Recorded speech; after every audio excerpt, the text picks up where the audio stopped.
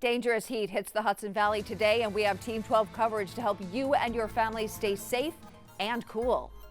And it is going to feel like around 100 degrees today as we head into the afternoon. And on top of it, we have storms that are going to be heading our way, especially for the afternoon. I'll have everything you'll need to know in the full forecast. But we begin our Team 12 coverage in Ardsley, where Lisa LaRocca has important information about staying safe in your car during the extreme heat. Lisa? Yeah, Julian, when we got here early this morning, there was a lot of cloud cover and it was nice. It was kind of cool. Now that the sun is up and we're feeling it, we can definitely feel that heat building up, and it builds up inside the cars as well. We have Robert Sinclair from AAA here again with us. And, now that sun's coming, you can feel it. So inside the car, just very dangerous. We're seeing it graphically displayed, what happens when the direct sun hits the interior of the vehicle and that greenhouse effect goes into effect. That interior of the vehicle heats up very, very rapidly. We're already well above the temperature at which a child or a pet would start to have some physical difficulties trying to shed that heat, which is more difficult for them to do than an adult. And I think it's worth repeating again. You had said earlier that there was a couple of years ago in Colorado where the temperature outside was only 38 degrees. Talk about that. That's right. The temperature actually was 35 degrees, and 2 children died of heat stroke in Colorado as a result of that vehicle sitting in the direct sun. Now, it's more likely to happen when it's in the 80s and 90s, of course, and we just lost a child in Florida on Monday. In Plantation, Florida, an 18-month-old was forgotten by his father. And, going about the daily routine, and sometimes when the routine is changed, that's when you have a problem. Mom usually takes the child to daycare, father takes her over and forgets. Some people might think, how can you do that? It happens.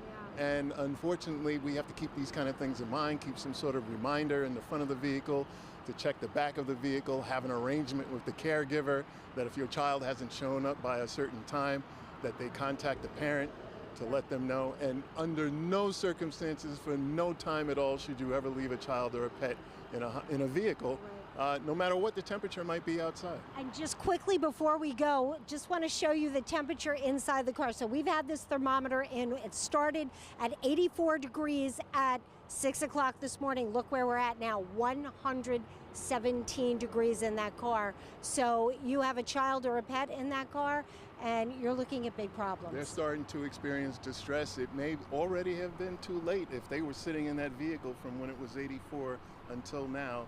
Their body temperature is heating up. 110 is that temperature for children and pets at which they start to have some sort of physical distress. Please, please, please, people, keep that in mind. Yep. Especially the next couple of days, be extra careful. We're in Ardsley, Westchester County. Let's go back to the studio.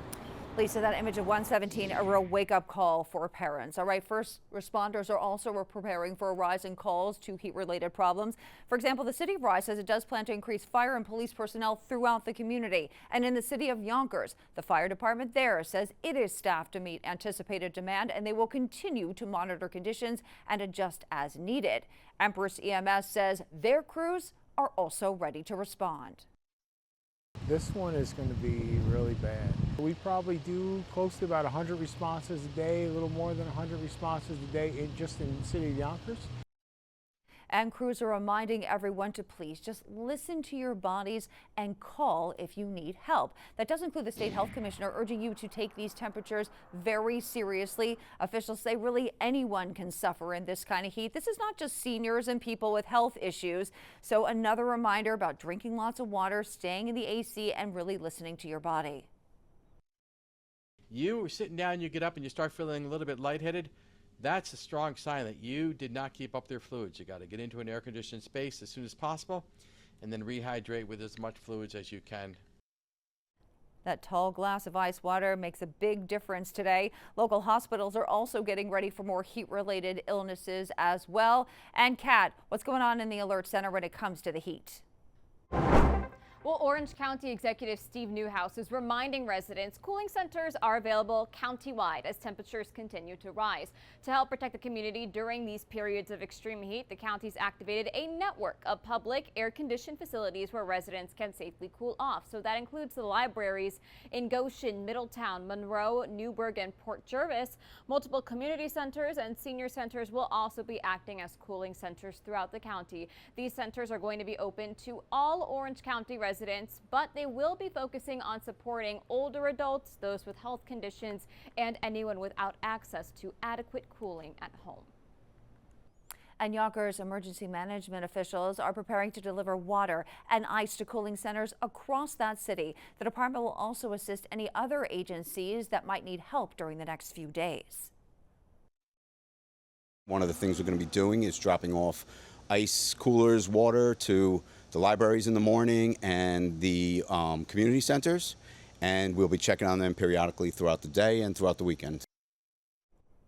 The department says it will have a group of volunteers on standby, and local summer camps are pivoting, laying out plans to keep campers safe and the staff as well during this dangerous heat.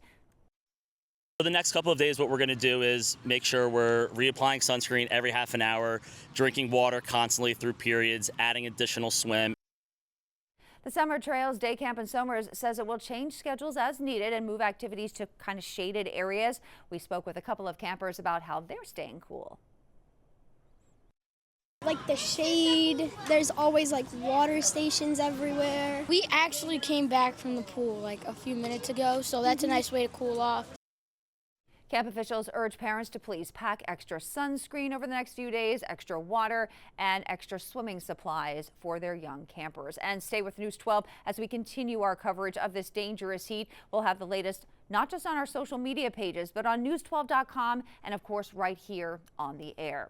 Other hyperlocal headlines to tell you about now, and the search does continue for this motorcyclist accused of hitting a 4-year-old in Westchester and then taking off. Mount Vernon police say it happened Monday night on South 3rd Avenue. Investigators say the child and a family member were hit here. Police are now looking for a black and white motorcycle with the words "Lucky Strike" inside a black circle on the side. The rider was last seen wearing all black, including black and white Nikes. I hope justice gets served for the family, and I hope the baby is okay, because stuff like that should never happen. So take a look at your screen. If you recognize the person on it or maybe the bike, please give Mount Vernon Police a call with any information. New this morning, a house in Orange County is now destroyed after a fire. It happened Monday evening on Mission Land Road in Pine Island. 2 firefighters rushed to the hospital for heat exhaustion, but thankfully no other injuries were reported. You can see all the damage that fire caused there. We are working to find out why it sparked in the first place as the investigation continues. Well, it's been almost a month since this massive fire destroyed a historic hospital in Poughkeepsie. Now the developer of the former Hudson River Psychiatric Center site is sharing his plans to move forward. Now the site along Route 9 was purchased back in 2013. The developer says trespassers have been a real problem in this area, and they may have contributed to 2 fires earlier this month. The exact cause, though, is still under investigation. The developer is now clearing out brush and adding some new fences to protect the buildings. We never expected that we'd be sitting here 13 years later and nothing but the shopping center has been built. That developer, Ed Ilanjan, is now asking for a property tax break and permission to build more homes than originally planned to try and cover the asbestos removal and other costs. He will also be meeting with the town building inspectors to figure out the extent of the damage. Well, the town of Greenburgh is reducing how much it spends on health insurance buyouts. This comes after critics say the town simply spent too much money. The town paid $1 million a year for staff who do not take the insurance. And last week, officials voted to cut the maximum employee payouts from $22,000 to just over $9,000. But some say those cuts are still not enough. I think there's still more work to do. The voice of the taxpayers should be included. They did not solicit anybody or anyone's opinion. Part-time elected officials should not be entitled to collect a buyout if they have insurance that is offered from another employer.